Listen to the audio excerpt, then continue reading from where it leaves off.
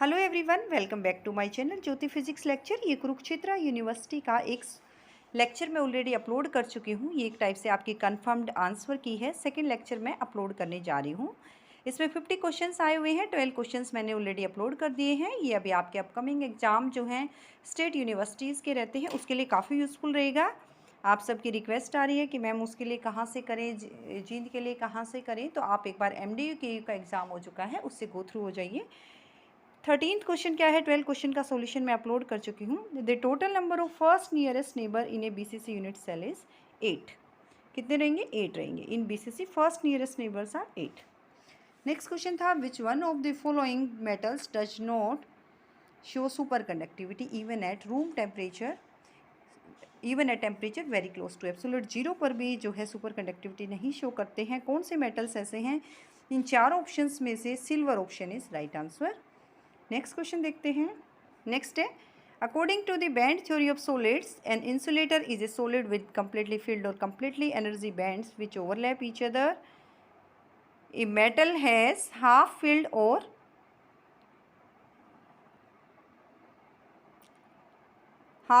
overlapping bands. A metal has bands separated by small energy gaps. A semiconductor has overlapping bands. ये question था। तो देखिए, insulator जो है इसमें क्या था, कम्प्लीटली फिल्ड होते हैं बैंड्स। ये तो यहाँ से गलत हो गया, एम्प्टी वाला तो ठीक है लेकिन कम्प्लीटली फिल्ड तो नहीं होते हैं। सेमीकंडक्टर में ओवरलैपिंग बैंड्स, इसमें कुछ ना कुछ बैंड गैप होता है, मेटल में होते हैं ओवरलैपिंग। तो यहाँ था मेटल हैज़ या तो ओवरलैपिंग बैंड्स है या हाफ फिल्ड है, तो इससे बेटर ऑप्शन ये लग रहा है, metal has band separated by small energy gaps. Next question क्या है, a newly discovered elementary particle has a speed exactly equal to the speed of light. कोई न्यूली डिस्कवर्ड पार्टिकल है, उसकी स्पीड क्या है? स्पीड ऑफ लाइट है vacuum में, तो वो कौन सा रहेगा? रेस्ट मास जीरो रहेगा, rest mass non zero, infinite और कैन नॉट बी डिफाइन। देखिए एम क्या होता है, एम जब आर्टिकल मूव कर रहा है तो उसका मास एम है, रेस्ट पर है तो m naught over 1 minus v square by c square. V आपको गिवन है स्पीड ऑफ लाइट, यहाँ पे वी इक्वल टू सी रखिए तो एम नोट की वैल्यू आ रही है m into zero, that is zero. तो रेस्ट मास क्या रहेगा? जीरो। ये हमारा कौन सा पार्टिकल है? फोटोन पार्टिकल है। 17th क्वेश्चन क्या है, लाइट एमिटिंग डायोड है जो लाइट एमिट कर रही है जिसकी वेवलेंथ 680 नैनोमीटर है। बैंड गैप कौन सा रहेगा सेमीकंडक्टर का? 1.8 इलेक्ट्रॉन वोल्ट। जब मैंने इसको सोल्व किया है वही सॉल्यूशन है। इजी क्या होता है? HNu/Hc by lambda. लेमडा आपको गिवन है 680 नैनोमीटर, उसको मीटर में कन्वर्ट करें, 680 इंटू 10⁻⁹ मीटर। यहाँ से इजी क्या हो गया? 6.62 into 10⁻34 into 3 into 10⁸ divided by 680 into 10⁻⁹ this is further equal to 0.0292 into 10⁻17। Band gap जो है इलेक्ट्रॉन वोल्ट में निकालना है तो इसको डिवाइड कीजिए 1.6 इंटू 10⁻⁻19 से। It is coming out to be 1.8 electron volt. Yes, first option is right answer. Next question देखते हैं। For an electron inside an infinite height one dimensional well, ये well होता है 0 to a like x vary कर रहा है। इसका wave function continuous रहेगा एट द एजेस, एजेस ये वाले हैं। वेव फंक्शन डिसकंटिन्यूस रहेगा at the edges of potential well. Derivative of wave function is continuous at the edges of potential well. All the above statements are wrong. देखिए ये one dimensional में है, ये height होती है पोटेंशियल बैरियर की, यहाँ से कुछ काइनेटिक एनर्जी का केस लेते हैं, लेकिन जो है यहाँ पे एजेस हैं वेल के, यहाँ पे क्या होता है? वेव फंक्शन क्या होता है? कॉन्टीन्यूअस। वेव फंक्शन अपना क्या हो जाता है? Zero at the discontinuity of potential. जब आपको याद होगा आपने एनर्जी आइगन वैल्यू निकाली थी n square pi square h cross square by 2ma square, तो ये वैल्यूज़ क्या थी? इसी जो है कंसेप्ट को लेकर सोल्व किया था। तो first option is right answer. Next question है, the direction of A cross B cross C is, कहाँ रहेगी? In plane of B and C। ये आंसर है, second option is right answer. Just cross product का concept है। Next question है, reversible adiabatic process है, उसमें टोटल एंट्रोपी चेंज, ध्यान से देखें, जीरो होनी। ये आंसर है, इसको मैं एक्सप्लेन कर रही हूँ। Total entropy change of the system is zero. Adiabatic में हीट कॉन्स्टेंट रहती है तो DQ क्या रहेगी? जीरो। डेल्टा क्यू अगर जीरो है, सेकेंड लॉ ऑफ थर्मोडाइनमिक्स क्या कहता है? Delta Q is equal to T delta S, यानी डेल्टा एस क्या हो गई? Delta Q by T, that is zero. तो यहाँ पे डेल्टा एस किसको दिखा रहा है? एंट्रोपी चेंज को। तो first option is right answer. Next question था, number of alpha beta particle निकालने थे। बड़ी सीधी सीधी इक्वेशन कंपेयर करके हो जाएगा। कोई रेडियो एक्टिव न्यूक्लियाइड एक्स है जिसका मास नंबर 238 है, एटॉमिक नंबर 92 है। उसमें से अल्फ़ा बीटा गामा एमिशन हो रहा है, ये न्यूक्लियस बन रहा है 210Y82। आपको बताने हैं कितने नंबर ऑफ अल्फ़ा पार्टिकल निकले, कितने बीटा निकले।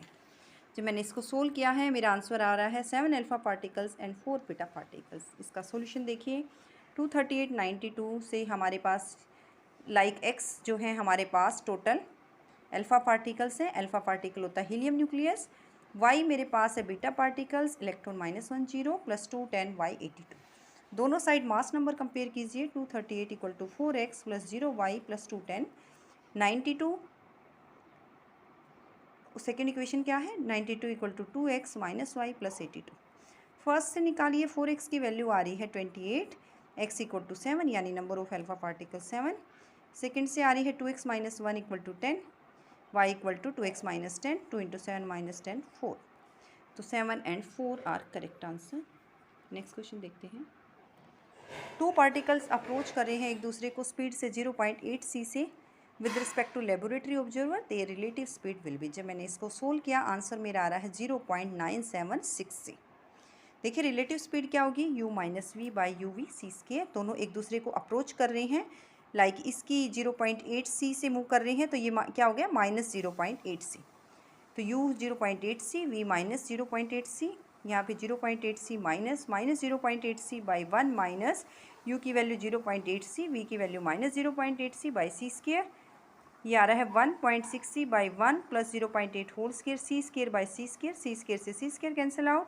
1.6 c by 1 plus 0.64 that is equal to 1.6 c by 1.64 that is further equal to 0.976 c। Third option is right answer.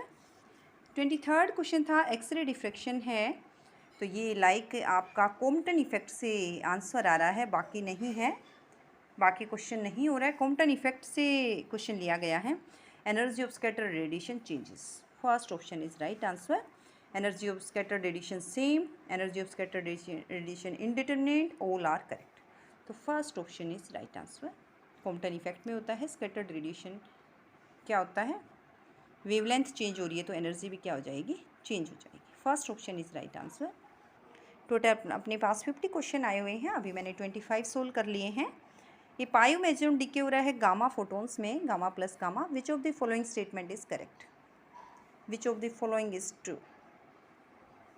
देखिए ये मेजोन गामा प्लस गामा में हो रहा है, तो दो गामा रे फोटोन क्या करेंगे मूव करेंगे अपोजिट डायरेक्शंस में, सो दैट ओवरऑल मोमेंटम क्या हो गया 0। तो यहाँ से इसका भी मोमेंटम क्या है 0, इंडिविजुअल फोटोन का रहेगा लेकिन कंबाइंड क्या हो जाएगा 0। So first option is right answer. And ये लास्ट वन क्वेश्चन है de Broglie wavelength of thermal neutron with kinetic energy है 0.0254 इलेक्ट्रॉन वोल्ट। उसकी हमें डी ब्रोगली वेवलेंथ निकालनी है। लेमडा क्या होता है h by square root of 2me, energy है 0.0254 इलेक्ट्रॉन वोल्ट। इसको जूल में कन्वर्ट कीजिए, 0.0254 इंटू 1.6 इंटू 10⁻⁻19 जूल। लेमडा निकालिए 6.62 into 10⁻34 by square root of 2 into m है 1.66 इंटू 10⁻27, ई है 0.0254 into 1.6 into 10⁻19 that is equal to 6.62 into 10⁻11 by square root of 0.135 और which is further equal to 1.8 angstrom. तो ये इसका correct answer है। यहाँ से आंसर की कंफर्म हो गई है। इसी तरह से मैं सॉल्यूशन डालती रहूँगी। Thank you all.